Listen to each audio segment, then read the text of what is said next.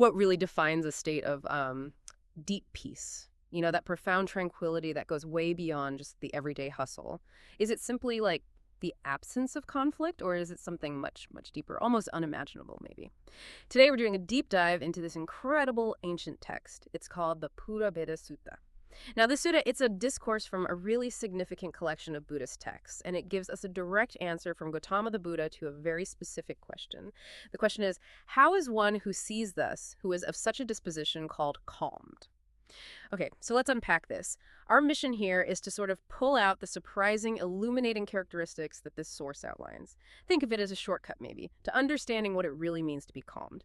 And this isn't just, a list of virtues. It's a really profound description of a being truly at peace. And honestly, it offers incredible insights for us today. It really does. And what's striking right from the start is that the very first characteristic mentioned sets an incredibly high bar. The text opens with that direct question we mentioned, and Gotama's reply, it immediately points to this extraordinary state. He talks about someone whose craving has vanished before the body breaks up. The Pāli is Purābhedasutta. So this isn't some state you achieve after death. It's presented as an achievable inner peace right here, right now, within this life. Huh. That concept, the pre-breakup state, it really makes you think, doesn't it? It emphasizes transcending the ordinary timeline of life. So what does that mean exactly, to have, no past to lament and no future to cling to? How does the Sutta put it? Well, it means a kind of radical freedom from the weight of time and desire. It's beautifully phrased in the Sutta. It says the calm person is not clinging to the former end. They are without attachment to the future, and crucially, does not lament the past. No lamenting the past, no clinging to the future. Exactly. And even more profoundly, it says craving for becoming or not becoming does not exist for them. Mm-hmm. They simply do not grieve over what is not. Just imagine that mental liberation, freedom from always wishing things were different or fretting about what's next. Yeah, imagine. And if we connect that to, a bigger picture, does this freedom from craving show up in practical ways too? Oh, absolutely. It extends to incredibly practical aspects of life. The text clearly states they do not train for gain and do not get angry at loss. No anger at loss. That's huge. It is. And also not greedy for tastes. It even gets really specific, saying they have no children, cattle, fields, or property. Wow. Okay, so no children, no property, basically has no possessions in the world, as it says later on. Mm-hmm. That sounds like a complete detachment from the very things many of us spend our entire lives pursuing. How does that even work in daily life? Well, it means their fundamental sense of peace isn't dependent on accumulating external things, or people, or status. Mm-hmm. And it really does raise an important question for all of us, doesn't it? How much of our own daily stress, our anxiety, comes from chasing gain, or lamenting loss, or just holding on to what we think we own? A lot, probably. Right. For the calmed person described here, it's about this profound liberation from the anxieties tied up with owning and maintaining. That's a fundamental challenge if your life revolves around accumulation. Their internal state just isn't swayed by whether they gain or lose. And think about the mental energy that frees up. It must be enormous. Okay, so this person is free from external attachments, free from the tyranny of time, as you put it. How does that deep internal calm translate into their interactions, with the world, with other people? What does the Sutta say about their speech and behavior? Ah, yes. This is where the text really gives us a kind of masterclass in how a truly calmed person interacts, both with the world and, importantly, with themselves. When it comes to their words, their speech, the Sutta describes them as not boasting, being without remorse, speaking wisely and deliberately. Deliberately? Yes, and not arrogant and just generally restrained in speech. They're also not deceitful, not disgusting or abusive, and not given to slander. So really clean communication. Very clean. And perhaps most strikingly, the text says this person does not tremble in disputes. Doesn't tremble in disputes. That's a powerful image, isn't it? It speaks to a real inner fortress, a deep stability. It really does. And the Sutta goes even further with this. It says they do not seek of superiors, equals, or inferiors. Right. I found that fascinating. That's not just about being polite, is it? It sounds like a complete lack of egoic comparison.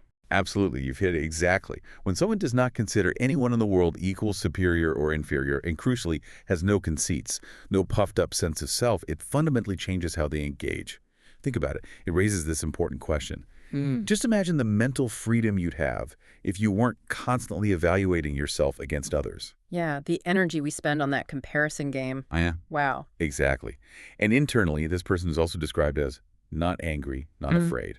They're gentle, resourceful, or ready-witted, not blindly believing and not repelled by things, always equanimous and mindful, and completely without greed, without stinginess. Equanimous and mindful.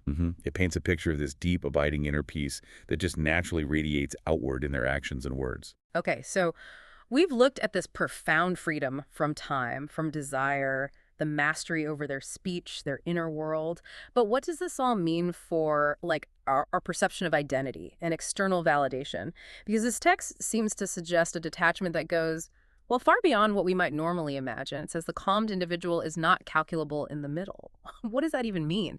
Not calculable, like they can't be measured or defined or pinned down by society. That's a great way to put it. Exactly.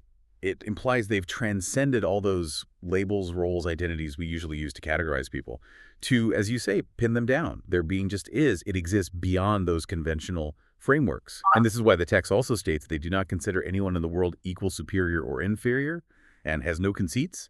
And then incredibly, it says no self or not self is found in them. Whoa, no self or not self. Yeah. That's perhaps the most radical idea here, isn't it? They've moved beyond even the fundamental concept of having a fixed identity or ego. Yeah. But equally, they're not sort of clinging to the idea of not having one either. It's described as a complete liberation from self-definition altogether. That's a profound level of detachment. And it extends to needing approval from others too, right? The Yeah. sutta implies they aren't looking for external validation because what ordinary people or ascetics or Brahmins would say about them is not what they look forward to. They just don't care. Precisely. Their peace is entirely self-contained, it seems. It's not dependent on outside opinions. They are not led by views, it says, and they see things in isolation and detachment. The text also states they do not enter into kalpas.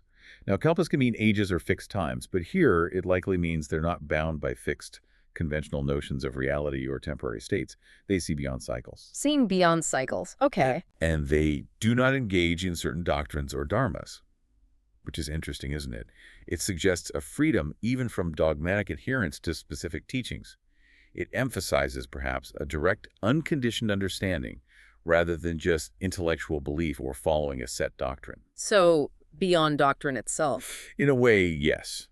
This person, as described, has no ties, has overcome attachment, and is not desirous of sense pleasures.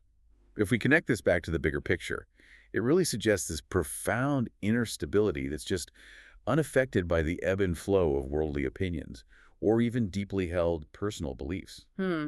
This deep dive into the Purābhedasutta, it really paints an incredible picture, doesn't it? A picture of peace that is truly cultivated from within, not reliant on external circumstances at all. We've seen this calmed person is free from craving, free from attachment to past or future. They master their self and their speech and possess this radical detachment from conventional identity and external validation. It's a compelling portrait of inner freedom. It absolutely is. And the ancient text describes an almost unimaginable level of inner peace and freedom. It really makes you wonder, doesn't it? If you could cultivate even a few of these profound qualities in your own life, say maybe just working on not clinging quite so much to the future or letting go even a little of the need for external approval, how might your experience of daily life fundamentally transform? Just something to think about.